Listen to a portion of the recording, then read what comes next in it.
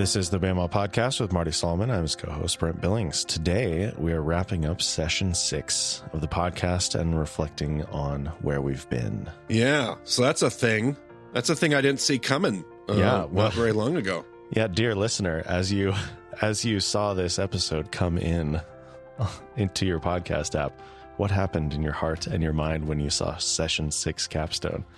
Well, I will just say we're not done, so rest easy. Right.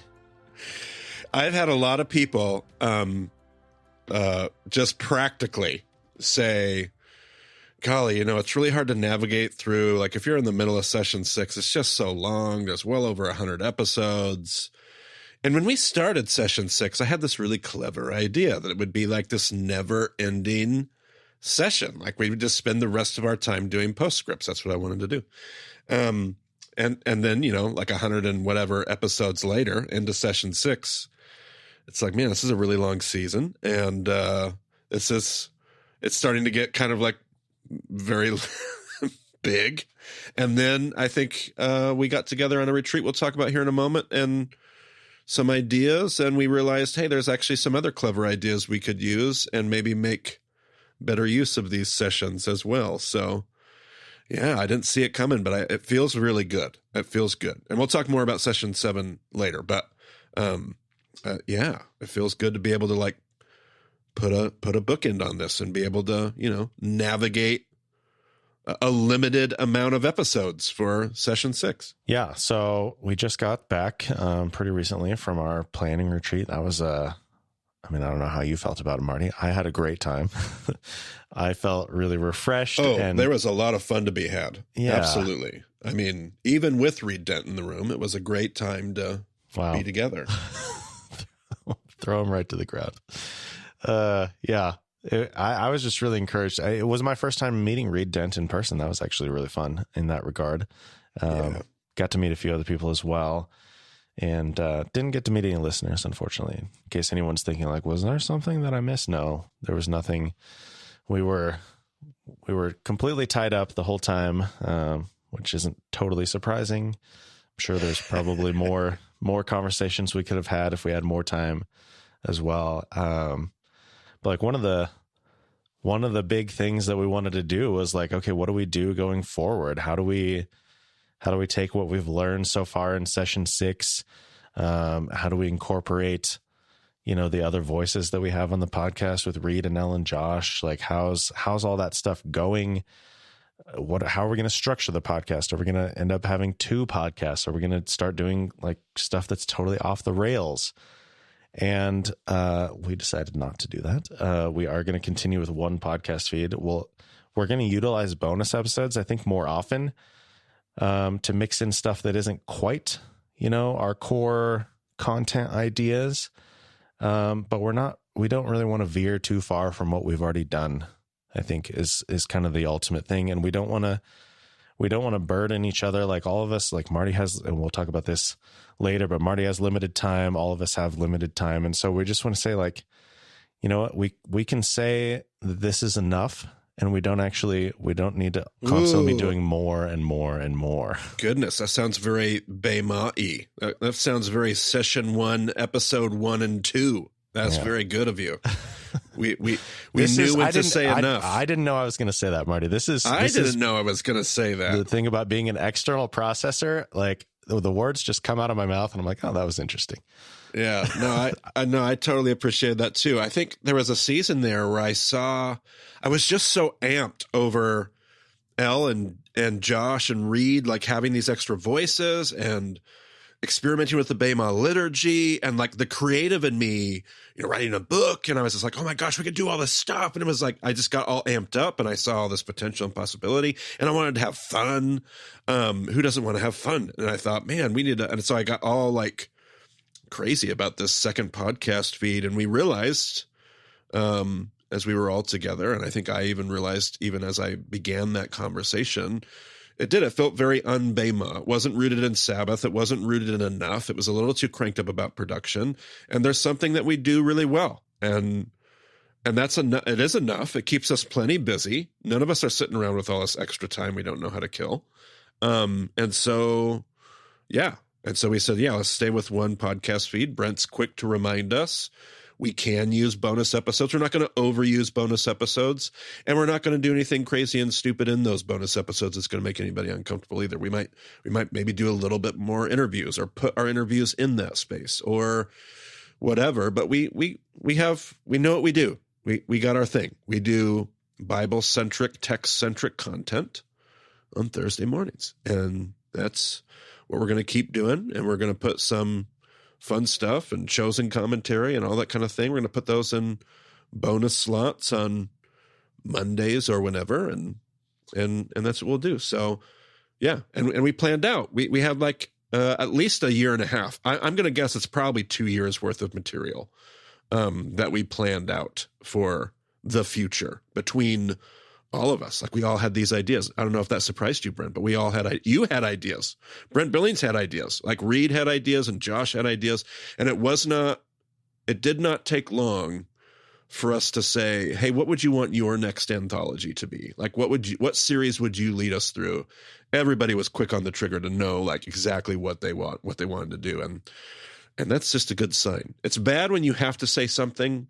It's beautiful when you have something to say. And, I felt like everybody had something that God had given them to say, and I'm excited about the next 2 years. It's going to be great. Can we give people a teaser on what your next big series is going to be on? I don't know if you've said this before. So we're gonna, and I'm assuming we'll talk about season 7. Well, yeah, not season. I mean your big, like the people who have been paying like close attention to your Goodreads, like, like, oh, Marty's probably getting ready to talk about.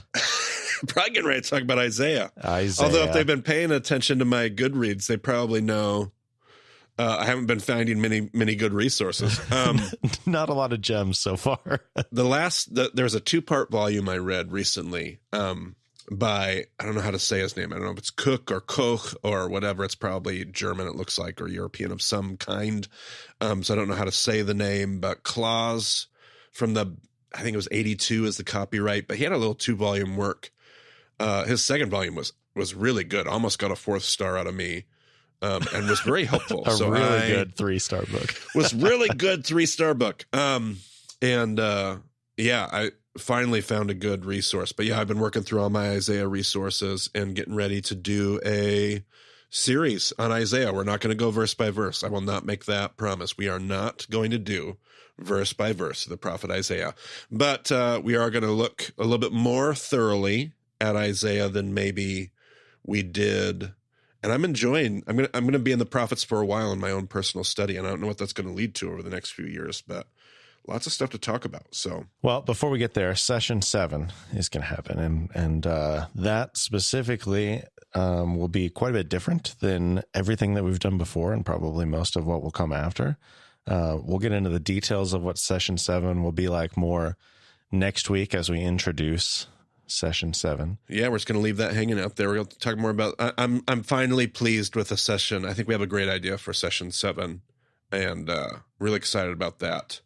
And by the way, Marty's idea on Isaiah is just the tip of the iceberg, because Elle had an idea, and Josh had an idea, and Reed had ideas. So I think Josh wanted to do some deeper dives on Sabbath, maybe.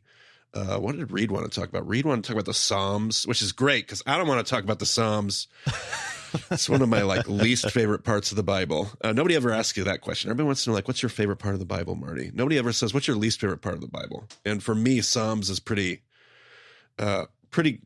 close to my least favorite part. And so I'm thrilled that Reed wants to lead us through a series on that in session 8. And yeah, there's some really great stuff on the calendar. So I'm very excited about that. And we're all going to contribute to that. So Reed may lead a series, but all our voices will be in there, contributing, teaching, doing all that kind of stuff. So it's going to be an awesome time together as a team. I think maybe people see the Joshua episode and see that that's the hardest part of the Bible for you, but then they don't think to ask, what is your least favorite? So yeah, there you go. It's I true. guess. It's true. That would be up there too. So there you go. Getting that least favorite list right up there. So, as a capstone episode, I think we do want to look back at session 6 and kind of consider what we've done. It was very experimental in a lot of ways. Golly, a lot of stuff happened in session 6, didn't it? Yeah. And like you had sessions 1 through 5 was like the same material that you had been through 3 or 4 times before we started the podcast. Like that stuff was, I mean, it was still evolving, like certainly. You know, we've made some addendum videos on a few episodes for things that have changed, you know, maybe more dramatically. We've toyed even with the idea of going back and recording a new iteration of those earlier sessions just because of how much more we've learned since then. Talked about that at the retreat. That could happen in the next few years or so. We might start kind of revamping the Bema OG material and do it with the whole team and just freshen it up and make it more accurate and more new and more evolved and just better. So yeah, it'd be great. Yeah. So we've, you know, been experimenting with a lot of stuff, different voices on the podcast, obviously in the form of new co-hosts, but also guest interviews. We've talked to a lot of different people there. You know, Marty's been making YouTube videos since that time, kind of running, you know, some different ideas through there. His big series on the kingdom, you know, all kinds of stuff for video content. Marty wrote a book during session 6. Yeah, we did. Yeah, we've got, you know, we started doing transcripts for the episodes. We're up into somewhere in session 3 at this point with transcripts. So we're, you know, that's the ever, it's the thorn in my flesh, Marty, is what it is. But it's the project that was always out in front of Brent, a long way out in front of Brent. You know, it's always been daunting, but if I just started earlier on, like we could be so much closer now. But anyway, it's okay. Just know, everybody, that we're still moving on that. Marty has done 3 transcripts this week, adding to the stockpile. So yes, we will keep moving. I'm almost done doing my first pass. I'm hoping to be done with session 3 by the summer. And then Brent does a final pass before he posts it. And that's the process they're in right now. So yeah. So we've done a lot of different stuff. And I think that's good for different learning styles. Like one of the things that I was really excited about with the book is just the fact that there are people who don't want to listen to a podcast or they're not auditory learners. They want to read, or people who are visual learners, and they, you know, even though you're just sitting there in a chair, like they'd rather watch a YouTube video and learn from that than listen to a podcast and try to figure out. I mean, I'm the kind of person, when I listen to something, I got to be doing something, whether it's going on a walk or a drive or doing some dishes or laundry or whatever. Like I got to be doing something with my hands, because I'm not very good at just sitting there and listening. So like that's the beauty of this experimentation, is getting the podcast material or getting the Bema material into all these different forms that make it more accessible to more people.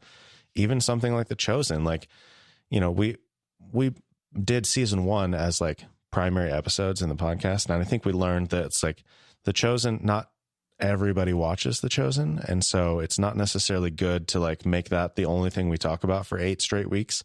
Yep. So it's better as bonus episodes. You know, we learned that. Yep. And that's fine. But some people like being able to see it portrayed in that visual way is just so helpful for making the stories come alive. So it's just all these things that hopefully bring more people into the room, into the conversation.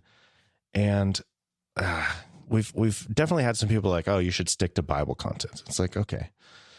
I mean, sure. Like verse by verse through John, very popular.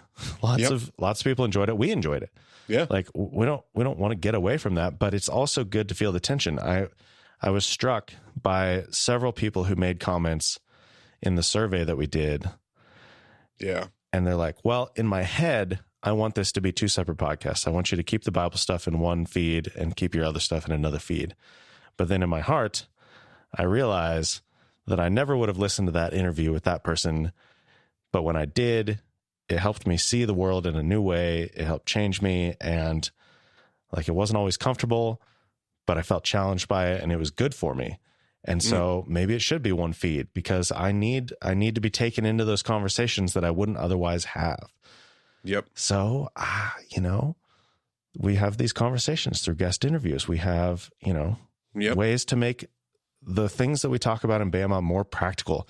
And even, you know, Josh has been working this very intentionally into his Mishkan series, where he has a whole section at the end of the episode where he's talking about, okay, how do we, what's the incarnation of this? How do we actually live this out? Like what, it's nice to like make this comparison between Genesis 1 and the tabernacle, but if we don't actually do anything with that, then it's a little bit silly. You know, we've been talking for a long time for no reason. It's one of the wisest, most beautiful expressions of, like, all these teachers bring something to the table. And one of the things that Josh brings in his teaching that he's just aware of is a practical wisdom and application. And I love how he calls it incarnation.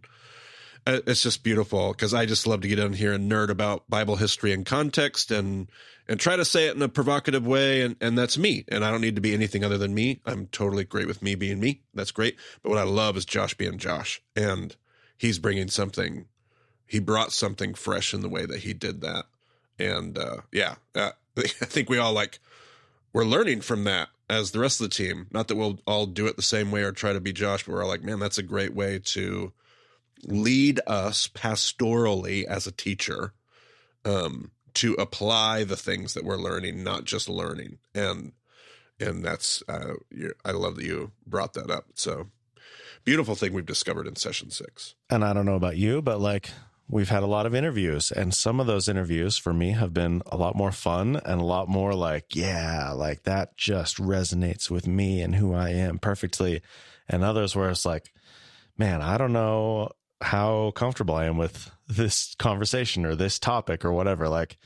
And that's we're hopefully challenging ourselves just as much as we're challenging you. Yeah. And maybe it's just me being in the executive producer seat. I wish I cared, just a moment of vulnerable honesty. I wish I cared less, because I definitely have lived in the tension you're talking about.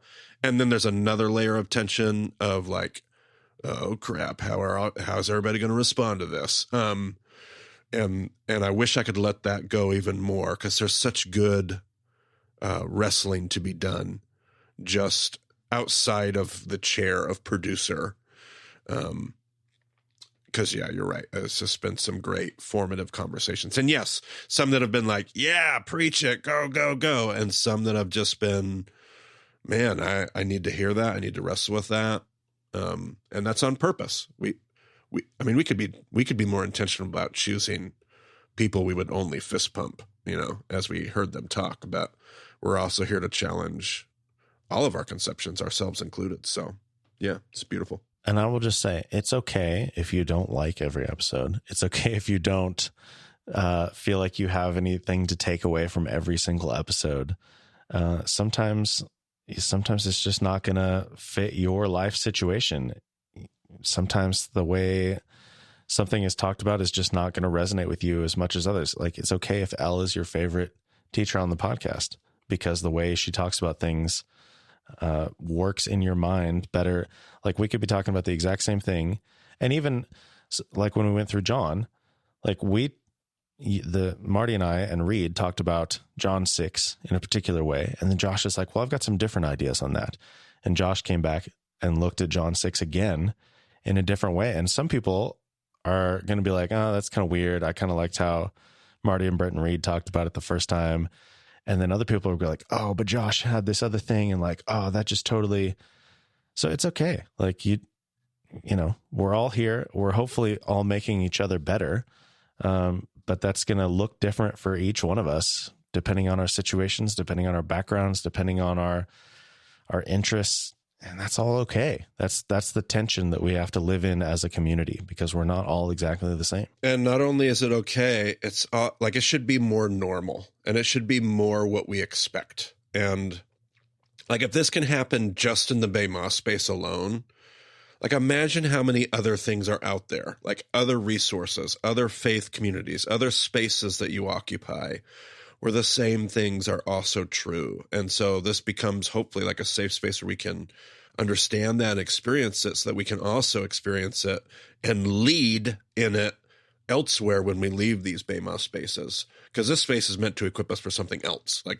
We are not meant to live in this Bema space all the time. This space is a tool and a resource that God wants to use in so many other ways. And it should be more normal for us and it's not your fault or my fault, listener, or me. We should just, it should be more normal that we disagree with stuff. It should be more normal that there would be an episode that you'd be like, that was not my episode. I actually did not like that episode. That should be more normal than it is, I think. I still think about an email I got where it was like, man, 200 and whatever episodes, and you lost me here, and I quit listening. And I was like, you have got to be kidding me. So 200 episodes were, according to this person's language, like flawless, perfect, one episode, and your journey stopped. Like, that should be more normal. Like, we should agree. We should like have episodes where like, yep, Marty's nuts. He lost me on that one. That should be more normal for us. It should not. See, now I'm getting all weird about this, Brent. But when I heard you say it's okay, it's not only okay. It's like, of course. It's not only okay. It's like, yes. And this should be happening all the time. Like, there just should be conversations, episodes, things you're engaging where, yeah, I hope that a majority of it is beautiful and edifying and enjoyable and all the things, maybe even entertaining in moments. But there should also be these moments along the way where it's like, that was not it for me. There was some dissonance there. That's not my path. It's not my tone. It's not my conversation. Yeah. Cause that's, yes. If we're not having those moments, then the thing we're doing is too cultish. It's too Marty and Brent can do no wrong. Bayma is awesome. Like, those things should just be normal. It should just be normal. It should be normal in every church, every space, every community, every resource, every book you read. There should be parts of the book, a chapter that you're like, that was not my, yeah. If everything is always perfect, always right, always good. Nah, not that.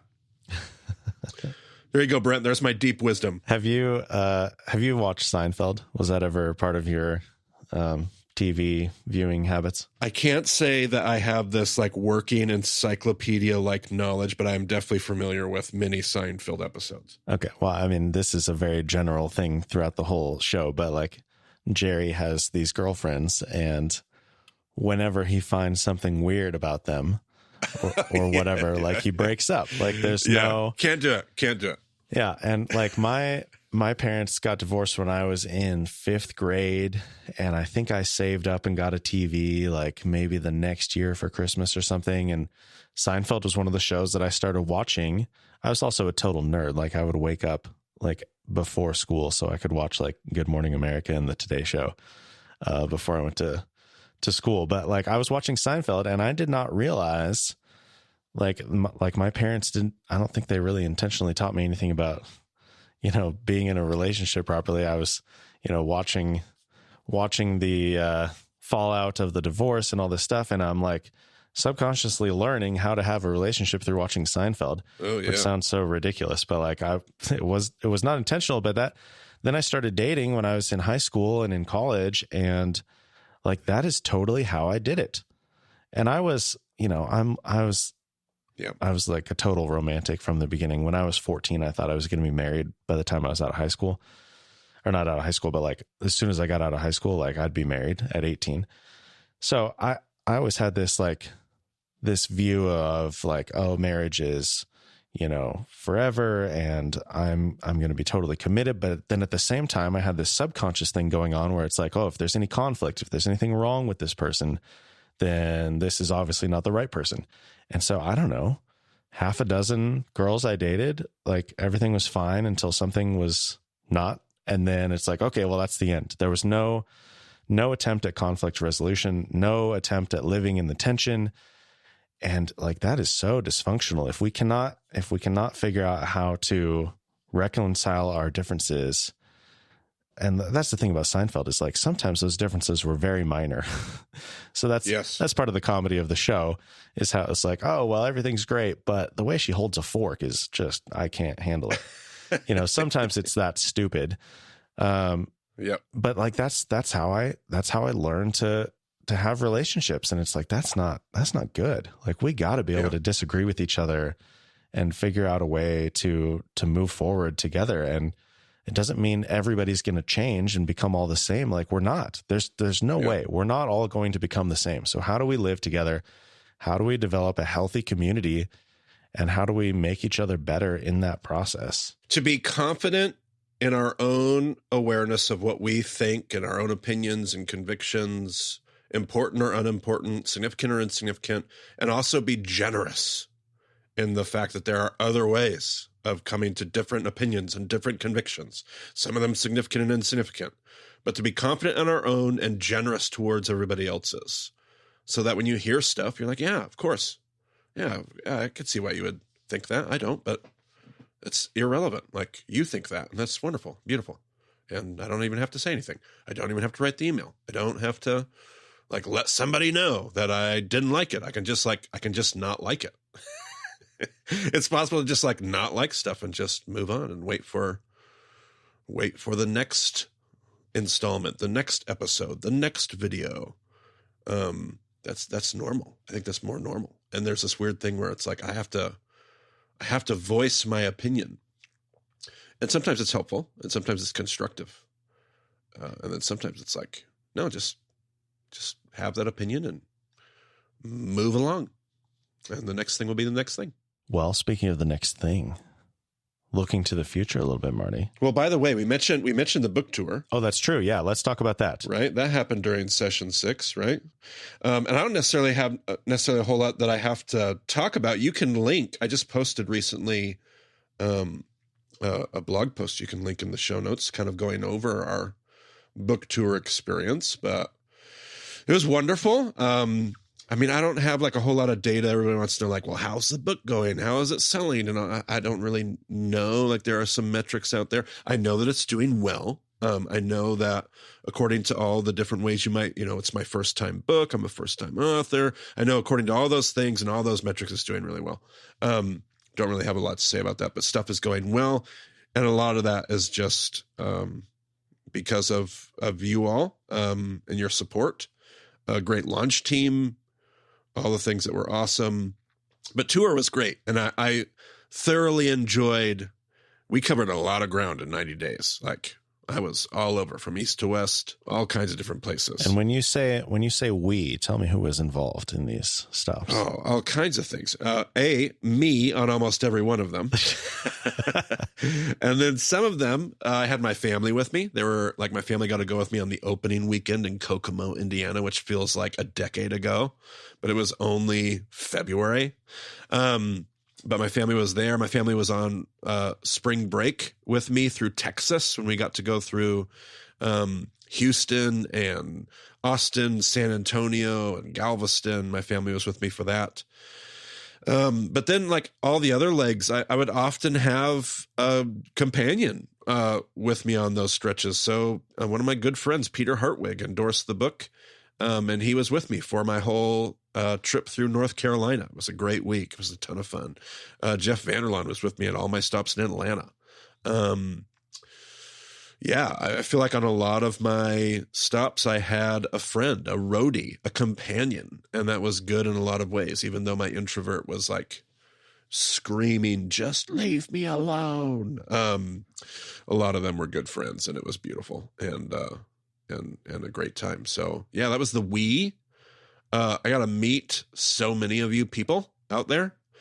And you're right, Brent, the book is beautiful because there's a lot of people that very deeply identify as BEMA podcast listeners that are not and have not, and I would imagine probably will not listen to 340 episodes of the BEMA podcast. There are so many of you, by the way, that do. Some of you more than once. It's incredible.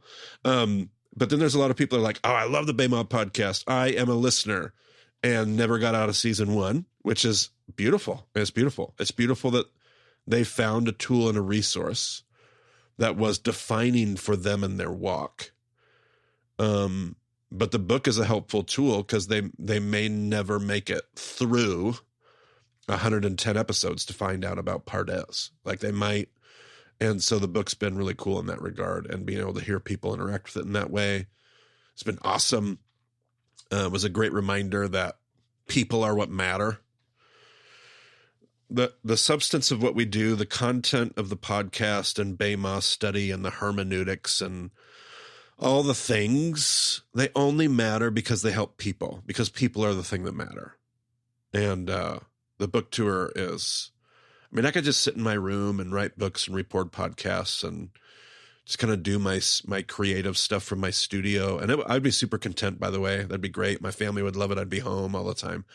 But getting out on the road reminds me that there's like people, and the people are what matter. The content is not that big of a deal, and the content's going to be wrong, and we're going to learn new stuff every day, every decade, every year. And 400 years from now, we're going to look like idiots. Like there's so much we don't know, but people is why trying to know matters. And that's what we do. So the book tour is great for that. And it was great just to hear everybody. We're all asking the same questions. I mean, there are unique questions, don't get me wrong, but at all these stops, I mean, I don't know what I made, like 40 stops over the course of 90 days, something like that, 42 or something. And at almost every one of those stops, we would have a Q&A of some kind. And it's like the same, we're all wrestling with the same stuff. Like there's a solidarity, there's a common human experience we're all having. And I find that oddly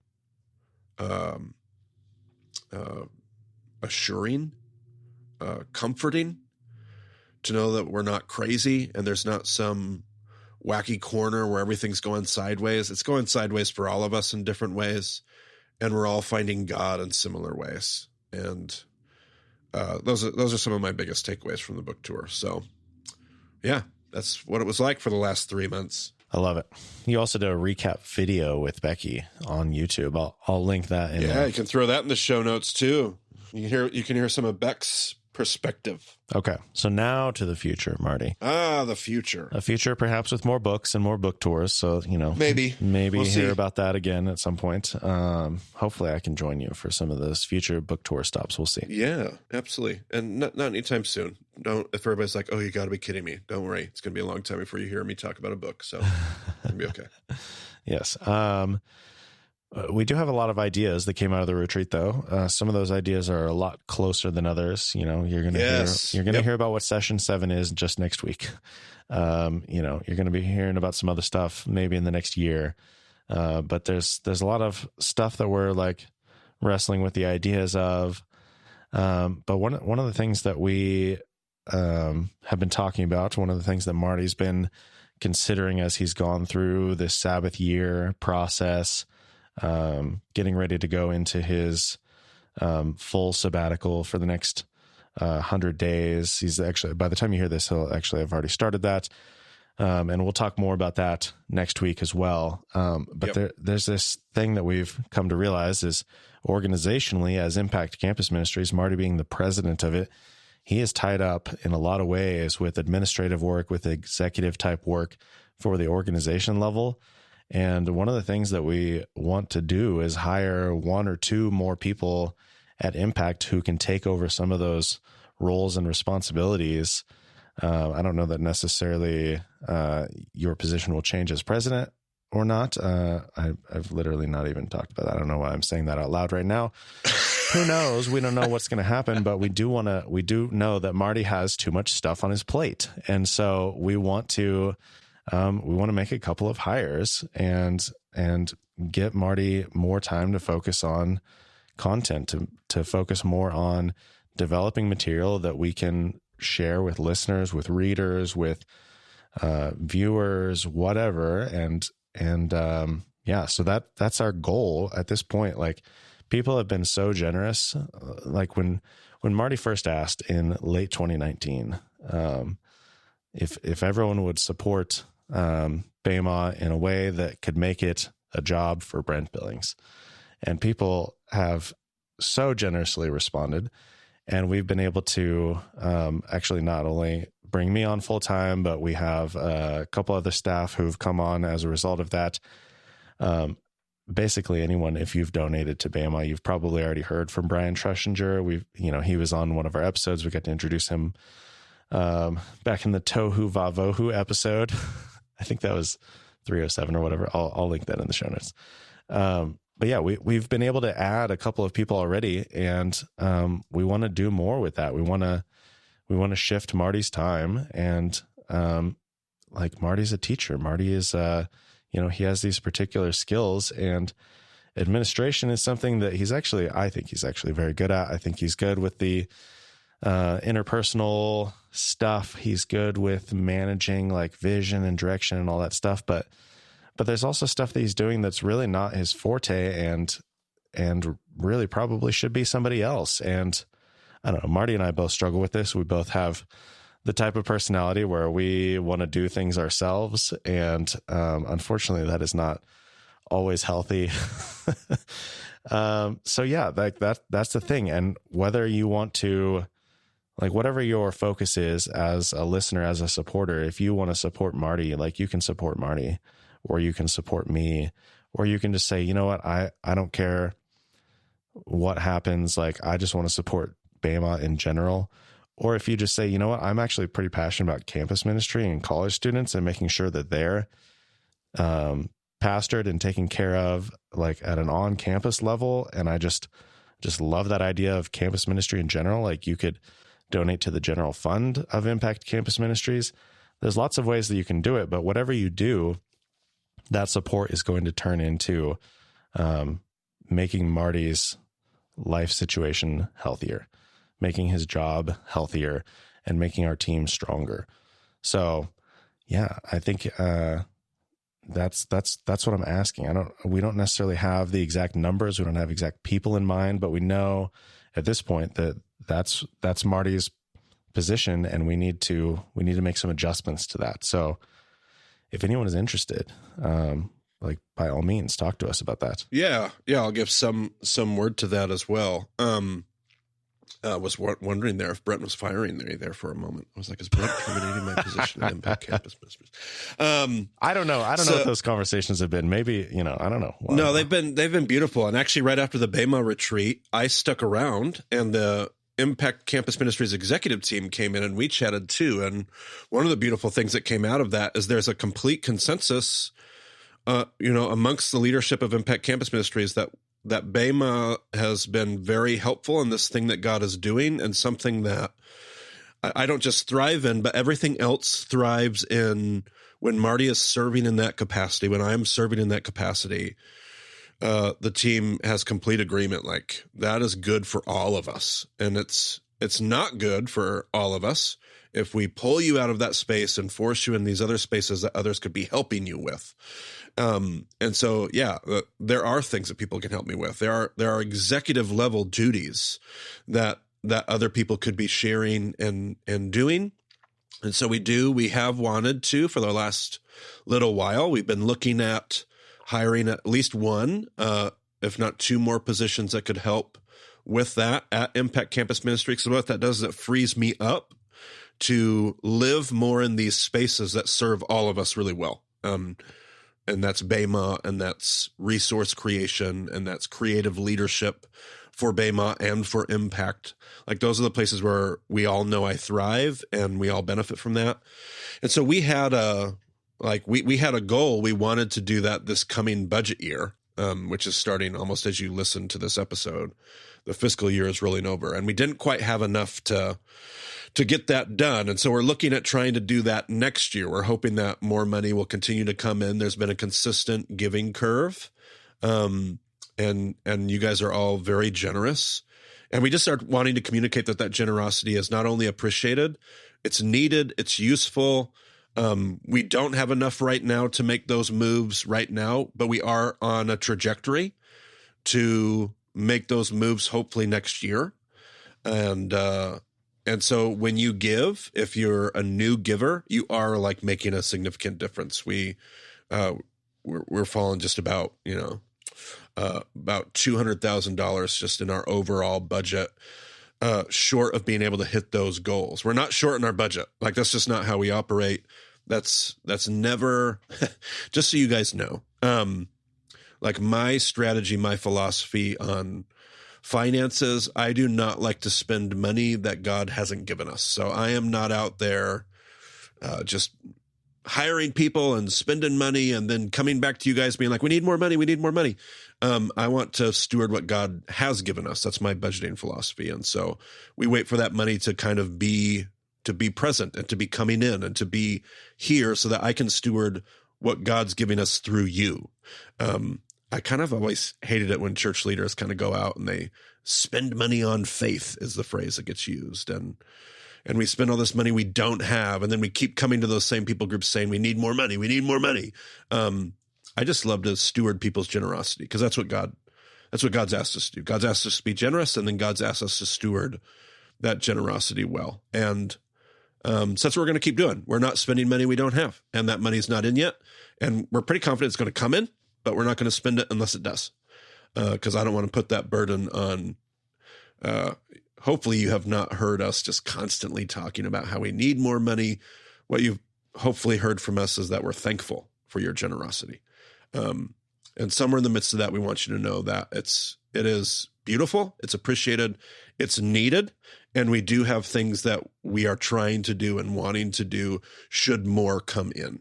And whether more comes in, we're going to leave up to the Lord and what he wants to do. So I don't know if that helps give some context from my seat to what Brent was just saying, but your financial support has been unbelievably encouraging. It's been unbelievable in what it's been able to do. These staff positions that Brent talks about, they're people with names and stories, and they're members of a team now, and they're part of a community, and it just means a lot to all of us. It's not that they just have a paycheck or a job, but we're actually a part of this thing that we love, and we love the people that are a part of it every single day with us. And so that's what we want to spend more money on. We're not going to spend a bunch of money on marketing or advertising or podcast mics or fancy technology. We're going to try to spend it mostly on people because people are what make the difference. And that's what I want to do. I don't know, Brent, if I made it worse or better, but there you go. Well, and I will just say, like, for a hot minute there, we had more generosity than we knew what to do with.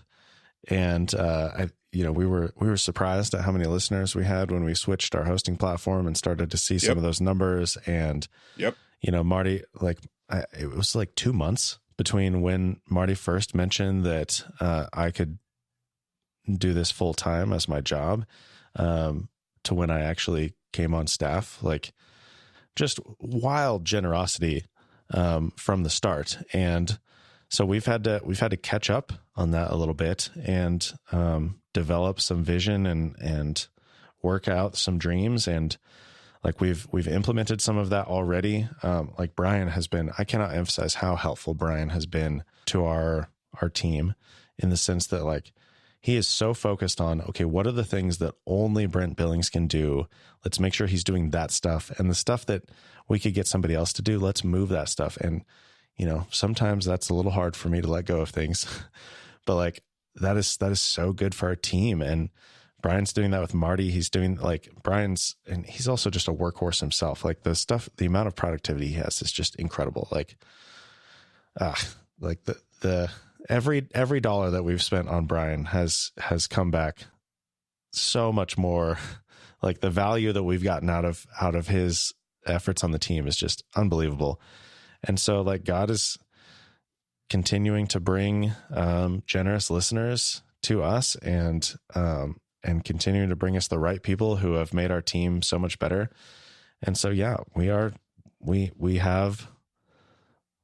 spent the time at the retreat, and we have vision for the future, and we're gonna be ready when God brings that, if God brings that, if he wants to bring that. So, yeah. We're so thankful for anyone who even listens, whether you give or not, and for the people who, like, it just, to me, it just says like I knew how much I believed in the way that we talk about God and how compelling that is, and the narrative of God and what the story that he's been telling throughout human history. Like, I knew what that meant to me, but I didn't know if that was necessarily going to resonate with everyone.